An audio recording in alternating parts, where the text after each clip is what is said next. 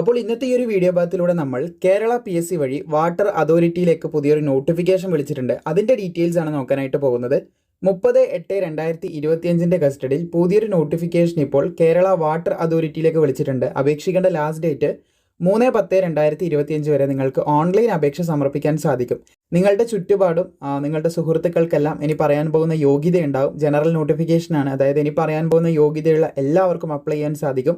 അപ്പോൾ അങ്ങനെയുള്ള ആരെങ്കിലും ഉണ്ടെങ്കിൽ അവരിലേക്ക് വളരെ പെട്ടെന്ന് ഷെയർ ചെയ്യുക. നിങ്ങൾക്ക് യോഗ്യതയുണ്ടെങ്കിൽ 3/10/2025 മുൻഭാഗം ഈ ഒരു കാറ്റഗറി നമ്പറിലൂടെ 279/2025 എന്ന കാറ്റഗറി നമ്പറിലൂടെ കേരള PSCൻ്റെ വെബ്സൈറ്റിൽ വൺ ടൈം രജിസ്ട്രേഷൻ നിങ്ങൾ കംപ്ലീറ്റ് ചെയ്തിട്ടുണ്ടെങ്കിൽ അതിൽ ലോഗിൻ ചെയ്തുകൊണ്ട് നിങ്ങൾക്ക് ഈ ഒരു കാറ്റഗറി നമ്പറിലൂടെ തന്നെ അപേക്ഷിക്കാൻ സാധിക്കും.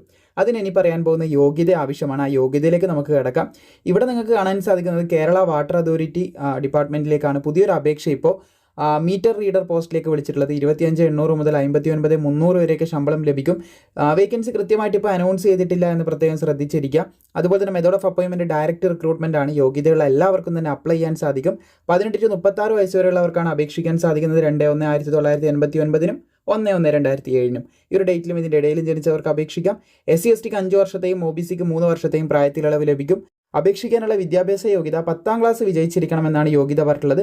അതിൻ്റെ കൂടെ നിങ്ങൾക്ക് national trade certificate awarded by the national council for vocational training in the trade of പ്ലംബറിൽ വേണമെന്ന് ശ്രദ്ധിച്ചിരിക്കുക. ആഫ്റ്റർ ദി 1 year കംപ്ലീഷൻ ആണ് പറഞ്ഞത്. After the completion of 1 year course 1 year course complete ചെയ്തതിന് ശേഷം